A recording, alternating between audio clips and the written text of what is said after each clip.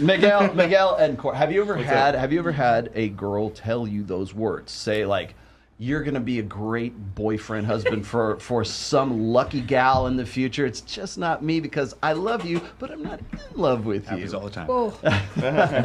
See, that hurts. Miguel, have you guys ever had that? Have you been LJBF'd? Let's just be friends. Yes. When I worked at that strip club, that happened to me all the time. That's what the lesson I needed to learn. When I was in the military, when I first joined the military, in my early 20s, I just didn't understand. I was like, I'm good. I'm better than your boyfriend. Why don't you choose me? I just remember there's this one dude. He was on The Bachelorette. We were in college together. We were freshmen together. And this guy was so good looking that we would walk into rooms and girls would like literally hand me their fucking camera to take a picture of the two of them together and like not even acknowledge that I was there, right? This guy's you were the guy working at CBS?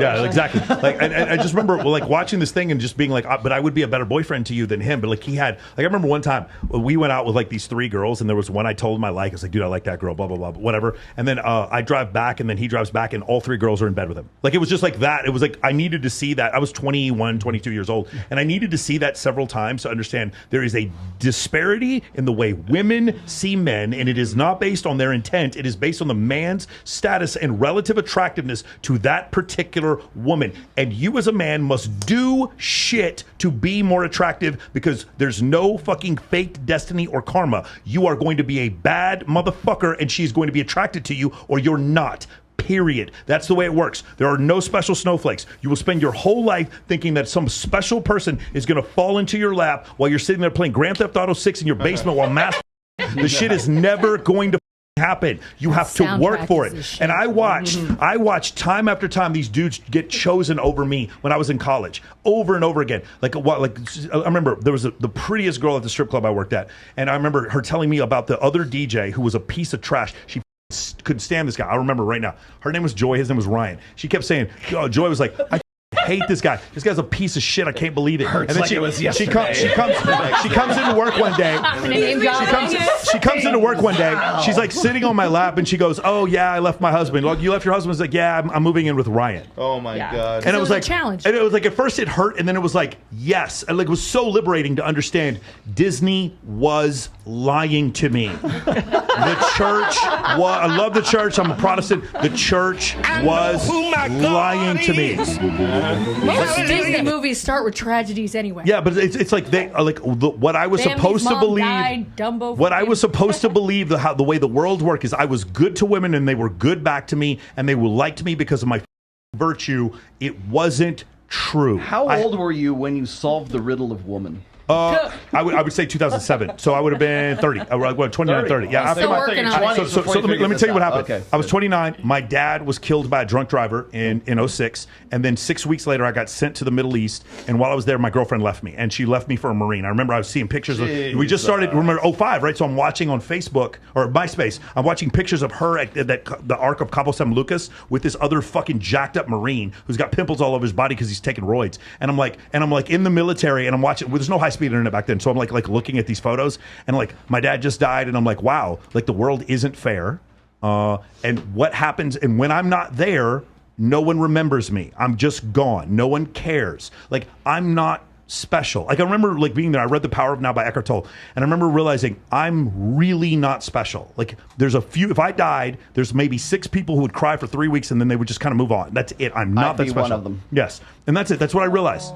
That's what I realized. 3 weeks, 3.5 weeks, maybe. Yeah. 4. I'll give you 4. But that's what when I came to that realization, it was so liberating because it meant I could do anything I wanted and no one cared. And that's when I was totally free. And that's when I realized what my boundaries were. And I just realized that when I got to that place and I realized that other people's opinion didn't matter, my opinion, this is just my perspective, women were so much more attracted to me after that.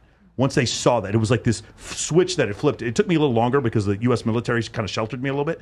But when I got to that place, that's when I solved women. The other reason why is a guy named Max Smith. He was just here in Vegas. And insecurity doesn't look good on anybody. Yeah, for sure. Yeah. I watched these. So there was this thing where there was a point in my life where there were pickup artists and club promoters, right? And I would watch the pickup artists say all these things that they would do to be good with women, and then I'd go out with them, and then of course none of it was true. None of it.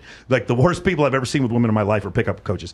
And then there were the promoters. And these guys would effortlessly send out a group text and have 70 girls show up, and they had like 6 girlfriends at the same time. And I was like, yeah, I'm going to watch what these guys do. I'm going to stop listening to what these guys do. And that's when I started only paying it. Remember, rule number 1, I don't listen to the words. I only pay attention to people's actions. When I only looked, like, success leaves clues. When I only looked for people who were successful at X, Y, or Z, this is when I became financially successful. This is when I got in better shape, and when I was more attractive to women. When I did that thing, when I took a scientific approach to solving these problems, and I didn't let my emotions come into it at all. And let me tell you something, for the guys who are listening to this right now, you're going to do what I say. You're going to set boundaries. A woman's going to say something, and she's going to cry to try to get her way, and you're like, no, I'm not going to change my mind on this. And you're going to find out that she's outrageously attracted to you afterwards. And it's going to, I hate to say this, ladies, it's going to make you kind of lose respect for women a little bit. You're going to be like, all the shit that I was told didn't work. And then I was kind of mean to her, and now she likes me. And you're like, this is all I had to do the whole time?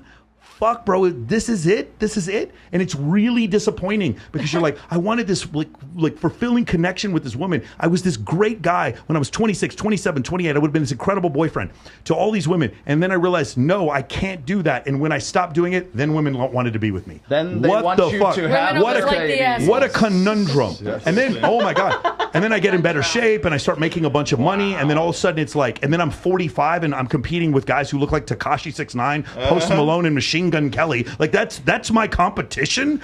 Those guys, like it's crazy. I don't have any competition. They eat a Twinkie. And that's it. That's essentially. Even I could beat out Machine Gun Kelly. Yeah, that's where we are now. So to answer your question, it wasn't anything. It is the total and complete recognition that you as a man are not special, and your value is only based on your performance. When you come to that realization, that's when you solve women. The riddle of women, solved by Mike Sartain. Thank you very much, ladies. I'll just finish up here. Are there guys who were in the friend zone that you would thought would make good boyfriends for someone else?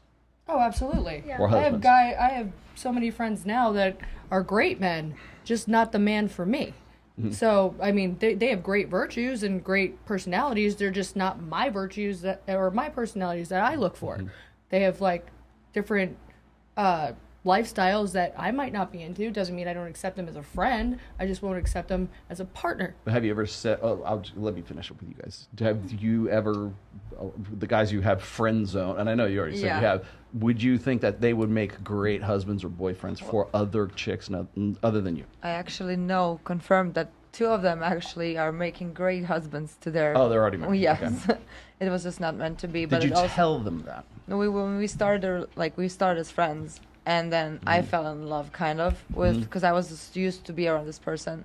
And it happened twice to me in life. And it was never like real love. It was never real passion. It was friends.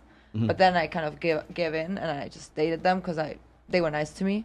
And then I saw it doesn't, it was not cool. It was just not giving me that doesn't fire. Fuel your soul. Yeah, it didn't give me the fire. And then I just said, can we just stay friends? Like, I don't want to lose you as a person, but I also cannot be with you. So I, again, friend zoned them. And then, well, of course, we didn't stay friends. And then now, I don't know how many years later, I know that they're married with someone else.